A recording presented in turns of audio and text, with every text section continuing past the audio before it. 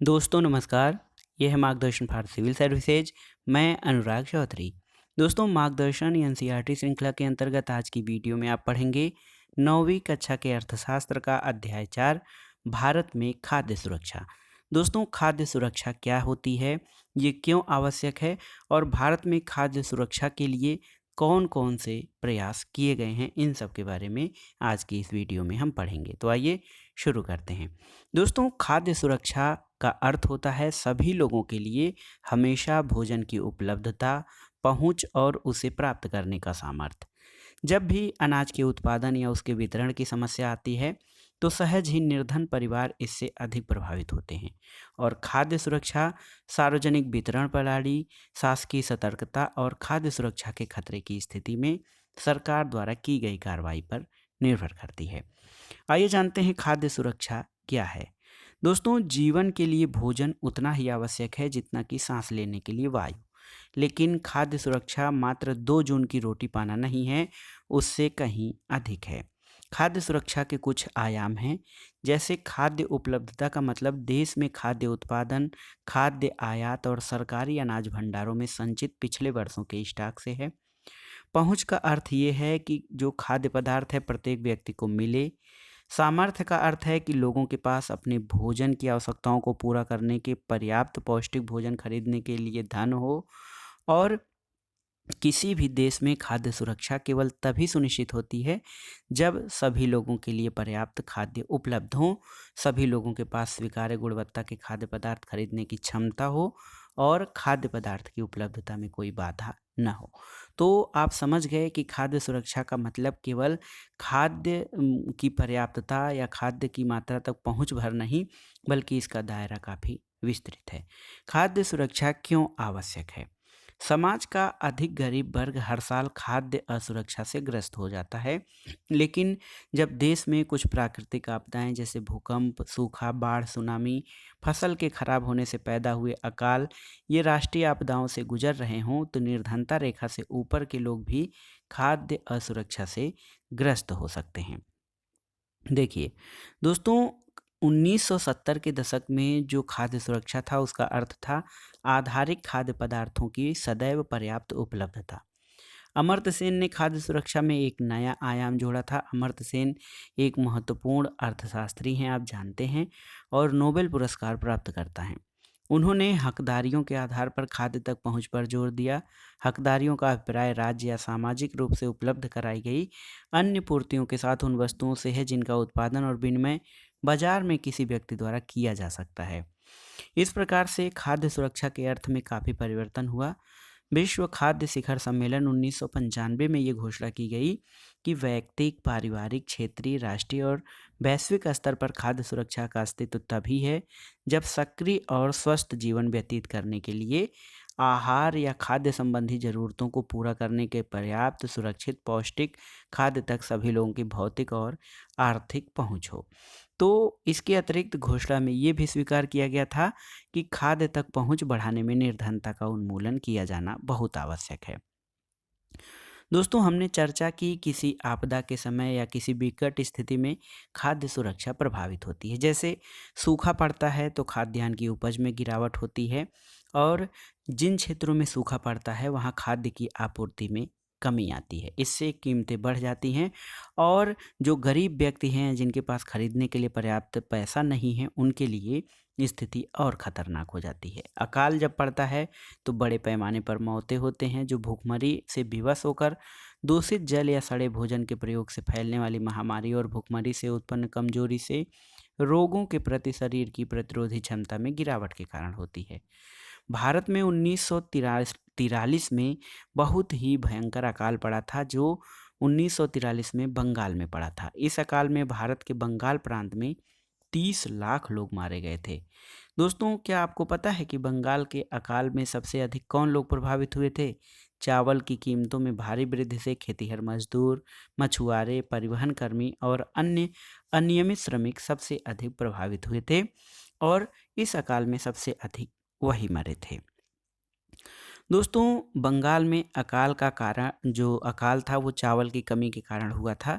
यहाँ पर देखिए किस प्रकार से राहत केंद्र पर भुखमरी से पीड़ित लोग 1945 में दिखाई दे रहे हैं और 1943 के बंगाल के अकाल के दौरान पूर्वी बंगाल के चटगांव जिले में गांव छोड़कर जाता हुआ एक परिवार है और ये लोग कुपोषण और भुखमरी से किस तरह से त्रस्त हैं आप चित्र में देख सकते हैं।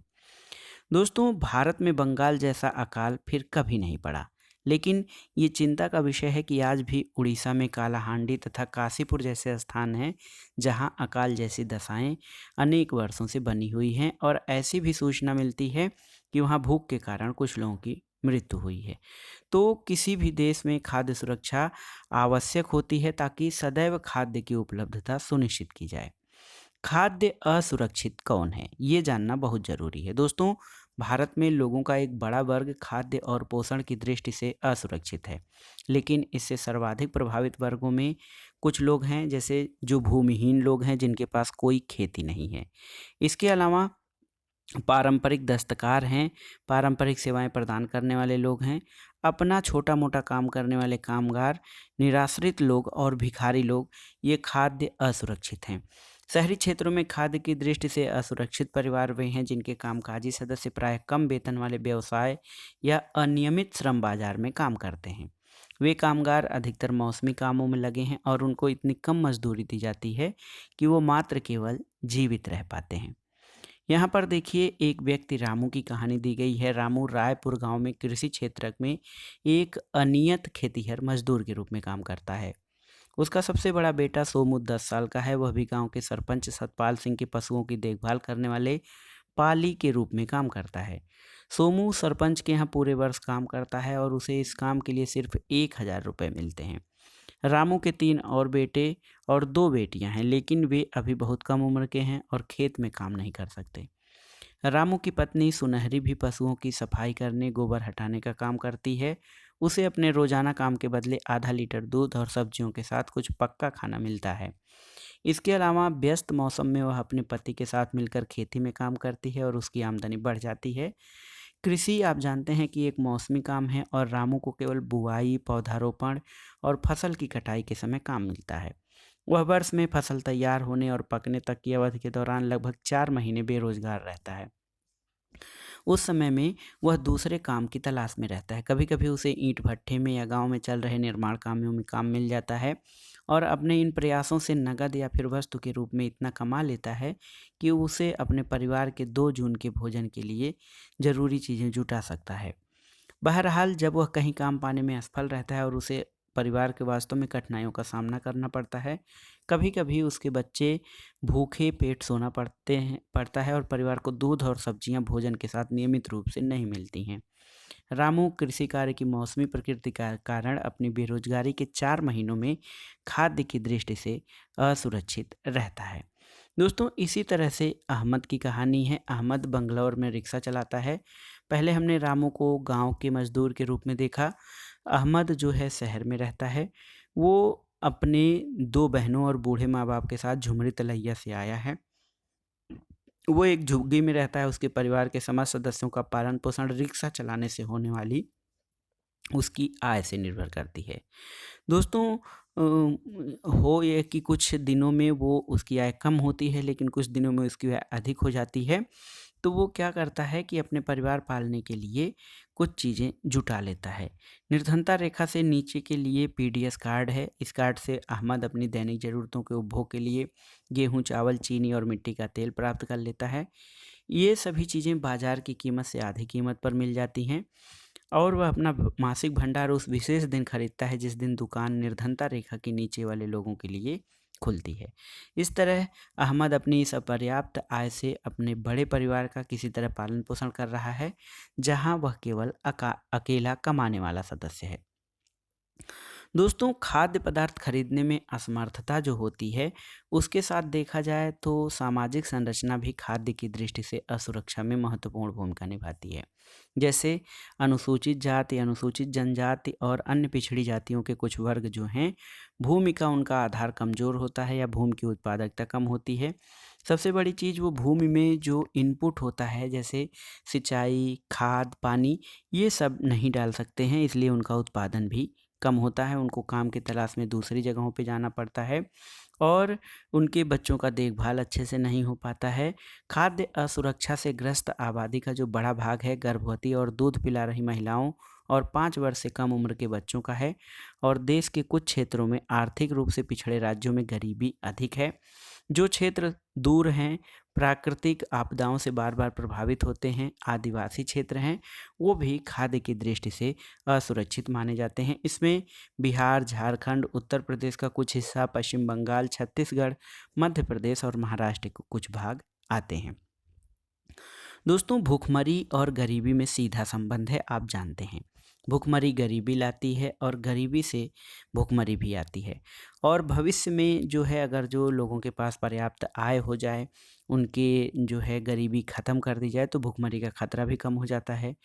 भूखमरी के दीर्घकालिक और मौसमी आयाम होते हैं। दीर्घकालिक भूखमरी मात्रा या गुणवत्ता के आधार पर अपर्याप्त आहार ग्रहण करने के कारण होती है और गरीब लोगों की आय इतनी कम होती है कि वे पर्याप्त आहार नहीं पाते हैं।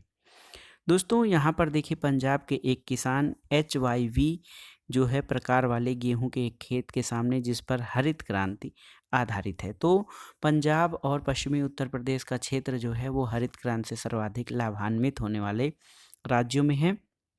स्वतंत्रता के बाद खाद्यान्नों में आत्मनिर्भर होना भारत का लक्ष्य रहा है और भारत ने जो है अपनी नीतियों से खाद्यान्न के क्षेत्र में आत्मनिर्भरता पाने का प्रयास किया है।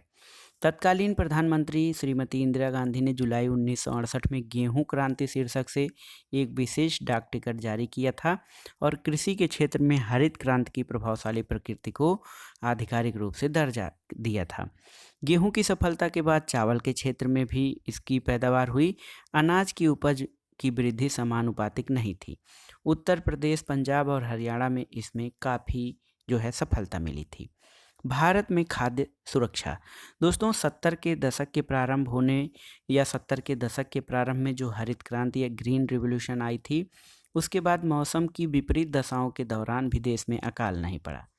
देश में उपजाई जाने वाली जो फसलें थीं, भारत 30 वर्षों के दौरान खाद्यान्न के मामले में आत्मनिर्भर बन गया है और सरकार द्वारा जो नीतियां तैयार की गई हैं और खाद्य सुरक्षा के बारे में जो व्यवस्था की गई है, उससे भी ये पता चलता है कि भारत में काफ़ी लंबे समय तक कोई समस्या आ जाए तो खाद्य सुरक्षा की स्थिति नहीं आने पाएगी, खाद्य असुरक्षा की स्थिति नहीं आने पाएगी। दोस्तों एक शब्द आता है बफर स्टॉक। बफर स्टॉक क्या है? तो बफर स्टॉक भारतीय खाद्य निगम या FCI के माध्यम से सरकार द्वारा प्राप्त अनाज, गेहूं और चावल का भंडार है। भारतीय खाद्य निगम जो है अधिक अधिशेष उत्पादन या सरप्लस उत्पादन वाले राज्यों में किसानों से गेहूं और चावल खरीदता है। किसानों को उनकी फसल के लिए पहले से घोषित कीमतें दी जाती हैं। इस मूल्य को न्यूनतम समर्थित कीमत या मिनिमम सपोर्टिंग प्राइस कहा जाता है, जिसको MSP कहते हैं शॉर्ट फॉर्म में।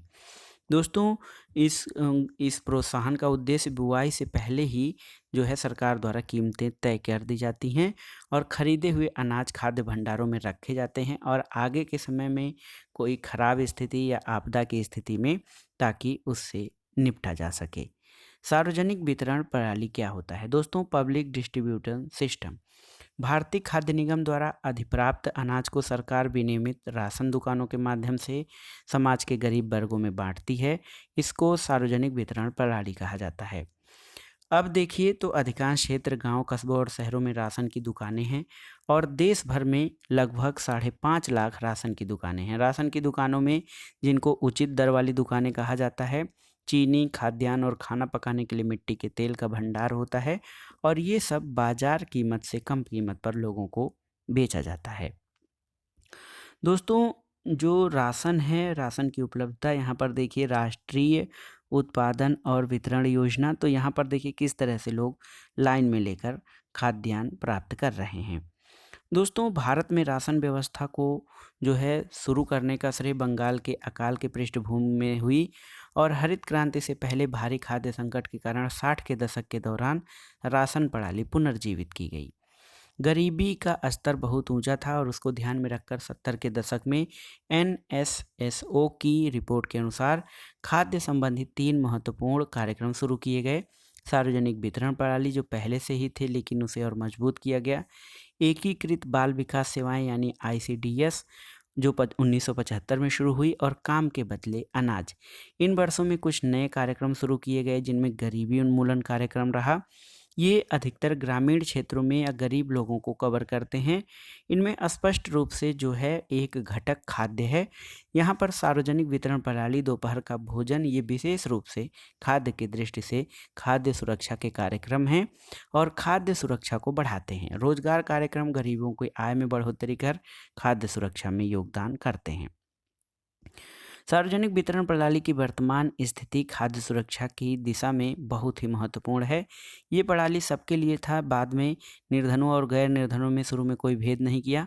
बाद के वर्षों में इसमें जो है अधिक लक्षित बनाने के लिए इसको संशोधित किया गया था और इसका लक्ष्य दूर दराज और पिछड़े क्षेत्रों में सार्वजनिक वितरण प्रणाली से लोगों को लाभान्वित करना था। सभी क्षेत्रों में गरीबों को लक्षित करने के सिद्धांत के लिए लक्षित सार्वजनिक वितरण प्रणाली प्रारंभ की गई। ये पहला मौका था जब निर्धनों और गैर निर्धनों के लिए अलग अलग कीमतें अपनाई गई थीं। इसके अलावा खाद्य सुरक्षा के लिए सन 2000 में अंत्योदय अन्न योजना और अन्नपूर्णा योजना चलाई गई थी। ये गरीबों में भी सर्वाधिक गरीब और दीन वरिष्ठ नागरिक समूहों पर लक्षित हैं। इन दोनों योजनाओं का संचालन सार्वजनिक वितरण प्रणाली के वर्तमान नेटवर्क से जोड़ दिया गया है और जो हमारा पब्लिक डिस्ट्रीब्यूशन सिस्टम है इसमें बहुत सारी ऐसी चीज़ें हैं, ऐसी विशेषताएं हैं जो खाद्य सुरक्षा देने में अहम भूमिका निभाती है। भारतीय खाद्य सुरक्षा अधिनियम क्या है दोस्तों? भारतीय खाद्य सुरक्षा अधिनियम 2013, इसके तहत खाद्य और पोषण संबंधी सुरक्षा सस्ती कीमतों पर उपलब्ध कराई जा सके ताकि मानव गरिमामय जीवन निर्वाह कर सके। और इस अधिनियम में ये व्यवस्था है कि 75% ग्रामीण जनसंख्या और 50% शहरी जनसंख्या को योग्य परिवार में वर्गीकृत किया गया है जिनको कि खाद्य सुरक्षा उपलब्ध कराया जाएगा। दोस्तों जो है कुछ ऐसे क्षेत्र हैं जहाँ पर आपदाएं हैं और खाद्य पूर्ति के माध्यम से अकाल और भुखमरी की इसकी व्यापकता को रोकने के लिए जो है ये योजनाएं महत्वपूर्ण भूमिका निभाती हैं और निर्धन परिवारों के पक्ष में कीमतों का संशोधन होता है।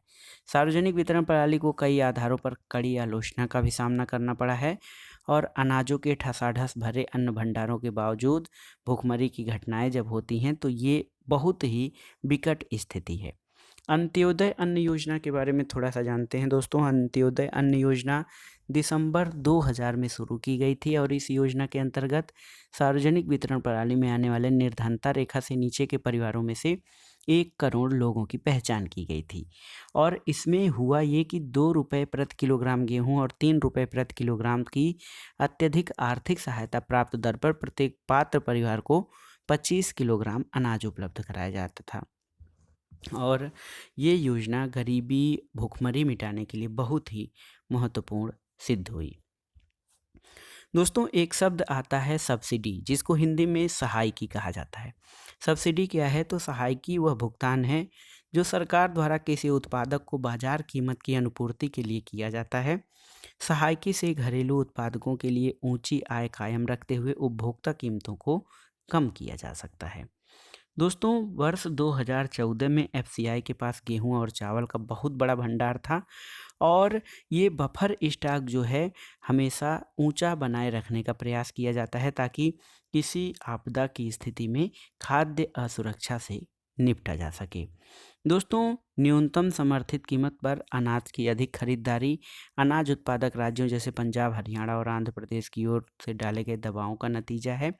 लेकिन स्थिति जो छोटे किसान हैं वो उतना अनाज नहीं उपजा पाते हैं और कुछ बड़े राज्य सरकार पर MSP यानी न्यूनतम समर्थन कीमतों को बढ़ाना चाहते हैं जिससे सरकार की खाद्यान्नों की वसूली अनुरक्षण लागत बढ़ जाती है और FCI की बढ़ती परिवहन और भंडारण लागत ने इसे और भी बढ़ा दिया है। दोस्तों पीडीएस डीलर बहुत अधिक लाभ कमाना चाहते हैं और वो लोगों को अनाज नहीं देना चाहते हैं। एक बड़ी समस्या ये है कि घटिया किस्म का अनाज उपलब्ध रहता है और इसके अलावा सार्वजनिक वितरण प्रणाली में पहले परिवार के पास निर्धन या गैर निर्धन राशन कार्ड होता था, जिसमें चावल, गेहूँ, चीनी आदि की वस्तुओं का निश्चित कोटा होता था। ये प्रत्येक परिवार को एक समान कीमत पर बेचे जाते थे। लेकिन आज 3 प्रकार के कार्ड और कीमतों की श्रृंखला, पहले ये नहीं थी। पहले बड़ी संख्या में परिवार राशन की दुकानों से अनाज खरीदते थे। उनका कोटा निश्चित था और निम्न आय वर्ग के परिवार शामिल थे। लेकिन इसमें क्या हुआ कि एपीएल और बीपीएल परिवार, तो एपीएल परिवारों के लिए कीमतें उतनी ही ऊँची हैं जितने कि खुली बाज़ार में, इसलिए यहाँ से कोई सामान नहीं लेना चाहता है, क्योंकि यहाँ की क्वालिटी बहुत ही घटिया होती है और जो है बाज़ार कीमतों पर ही मिलती है। दोस्तों, सहकारी समितियों में खाद्य सुरक्षा की भूमिका क्या है? तो सबसे बड़ा महत्वपूर्ण चीज़ है, निर्धन लोगों के लिए खाद्य सुरक्षा सहकारी समितियों की मुख्य विशेषता है। दिल्ली में मदर डेयरी उपभोक्ताओं को दिल्ली सरकार द्वारा निर्धारित नियंत्रित दरों पर दूध और सब्जियां उपलब्ध कराती है। गुजरात में दूध और दुग्ध उत्पादनों में अमूल एक सफल सहकारी समिति है और इसी तरह महाराष्ट्र में एकेडमी ऑफ डेवलपमेंट साइंस ने विभिन्न क्षेत्रों में अनाज बैंकों की स्थापना करके गैर सरकारी संगठनों के नेटवर्क में सहायता की है। और अनाज बैंकों की स्थापना गैर सरकारी संगठनों के माध्यम से उन्हें फैलाने और खाद्य सुरक्षा पर सरकार की नीति को प्रभावित करने में एडीएस की कोशिश रंग ला रही है। दोस्तों, एडीएस अनाज बैंक कार्यक्रम को एक सफल और नए प्रकार के खाद्य सुरक्षा कार्यक्रम के रूप में स्वीकृति मिली है। तो दोस्तों, ये था आज का अध्याय खाद्य सुरक्षा पे। किसी देश की खाद्य सुरक्षा तब सुनिश्चित होती है जब उसके सभी परिवारों को या सभी नागरिकों को पोषक भोजन उपलब्ध होता है, सभी व्यक्तियों के पास गुणवत्ता युक्त खाद्य खरीदने की सामर्थ्य या क्षमता होती है और उसमें कोई अवरोध न हो। लेकिन यहाँ पर देखा जाए तो स्थिति अलग होती है। संपन्न परिवार खाद्य सुरक्षा की स्थिति में होते हैं, जबकि निर्धन परिवार और असंगठित क्षेत्र के लोग, अनियमित वेतन पाने वाले लोग इसमें खराब स्थिति में होते हैं। समाज में बहुत सारे ऐसे लोग हैं, ऐसे वर्ग हैं जहाँ पर खाद्य सुरक्षा या खाद्य की उपलब्धता नहीं हो पाती है। सरकार द्वारा इसके लिए कई प्रयास किए गए हैं और इन प्रयासों के साथ, खाद्य सुरक्षा के प्रयासों के साथ निर्धनता उन्मूलन कार्यक्रम भी शामिल किए गए हैं और इसमें से कुछ कार्यक्रम हैं जैसे एकीकृत बाल विकास योजना, काम के बदले अनाज, दोपहर का भोजन और अंत्योदय अन्न योजना। खाद्य सुरक्षा उपलब्ध कराने में सरकार की भूमिका के अतिरिक्त अनेक सहकारी समितियां भी हैं जो कि इस पर काम कर रही हैं। तो दोस्तों, ये था आज का वीडियो। इसमें आपने पढ़ा भारत में खाद्य सुरक्षा और इसी के साथ जो 9वीं कक्षा का पूरा सिलेबस था हमारा सामाजिक विज्ञान का, जिसमें इतिहास, भूगोल, विज्ञान और अर्थशास्त्र और राजनीति विज्ञान हमने कवर किया, ये समाप्त हुआ। अब हम 10वीं कक्षा को शुरू करेंगे, यहाँ से आगे कंटिन्यू करेंगे। सबसे पहले हम इतिहास, भूगोल, फिर विज्ञान और अर्थशास्त्र पर आएंगे। तो वीडियो आपको कैसा लगा हमें कमेंट बॉक्स में ज़रूर बताइएगा। वीडियो को लाइक करें, शेयर करें और इस चैनल मार्गदर्शन फॉर सिविल सर्विस को सब्सक्राइब करें। वीडियो देखने के लिए धन्यवाद दोस्तों। नमस्कार।